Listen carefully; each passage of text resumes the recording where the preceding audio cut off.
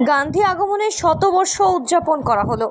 1925 সালের 8ই জুলাই মহাত্মা গান্ধী বাঁকুড়া জেলার অমর কাননে উপস্থিত হয়ে উদ্বোধন করেছিলেন শ্রী রামকৃষ্ণ মন্দির। এই ব্যাপারে যিনি বিশেষ উদ্যোগ গ্রহণ করেছিলেন তিনি হলেন বাঁকুড়ার ভূমিপুত্র তথা বিশিষ্ট স্বাধীনতা সংগ্রামী গোবিন্দ প্রসাদ সিংহ। গান্ধীজি এই সময় গোটা দেশব্যাপী স্বাধীনতা সংগ্রামের প্রয়োজনীয় অর্থ সংগ্রহের জন্য পথে নেমেছিলেন নিজে।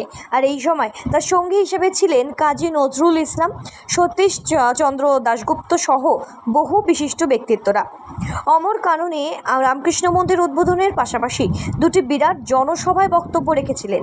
একটি জনসভা হয়েছিল বাঁকুড়া জেলার গঙ্গাজল ঘাটি ব্লকের অমর কাননে, অন্যটি বাঁকুড়ার পূর্ব প্রান্তে গোপাল নন্দীর রাইস মিল সংলগ্ন মাঠে।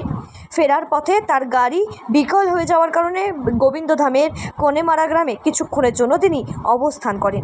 গান্ধীজির বাঁকুড়া আগমনের সেই ঐতিহাসিক মুহূর্ত এবছর শতবর্ষে পদার্পণ করলো। আর সেই স্মৃতিকে স্মরণ রেখেই এদিন তরুণ প্রজন্মের মধ্যে মহাত্মা গান্ধীর আদর্শকে আরও বেশি করে ছড়িয়ে দেওয়ার জন্য বাঁকুড়া গান্ধী সারণ সমিতির উদ্যোগে একাধিক সামাজিক সেবামূলক কর্মসূচি পালনের উদ্যোগ নেওয়া হয়। এই দিনের এই মহতী কর্মসূচিতে উপস্থিত ছিলেন বড়জোড়া বিধানসভার বিধায়ক অলোক মুখোপাধ্যায়, বিশিষ্ট সমাজকর্মী কানাই লাল চক্রবর্তী, বিশিষ্ট ব্যক্তিত্ব তথা বড়জোড়া ব্লক তৃণমূল কংগ্রেসের সভাপতি কালিদাস মুখোপাধ্যায়, গঙ্গাজলঘাটি ব্লক তৃণমূল কংগ্রেসের সভাপতি হৃদয় মাধব দুবে সহ উপস্থিত ছিলেন বহু বিশিষ্ট ব্যক্তিত্বরা। বাঁকুড়ার বড়জোড়া থেকে সঞ্জয় মণ্ডলের রিপোর্ট, সঠিক বার্তা।